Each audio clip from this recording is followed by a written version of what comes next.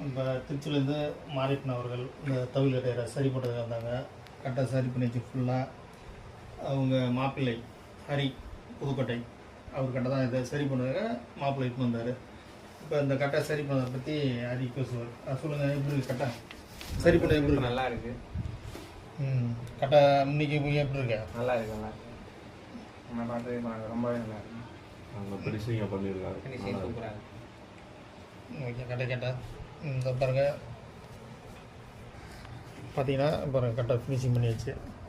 இப்போ அவங்க மாப்பிள்ளையும் மாமாவும் வந்திருக்காங்க, சரி பண்ணிவிட்டு இப்போ கிளம்புறாங்க.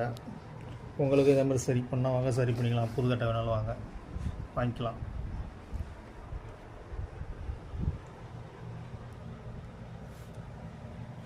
கட்டை பாருங்கள், நல்லா ஃபினிஷிங்காக நல்லா அழகாக இருக்கும்.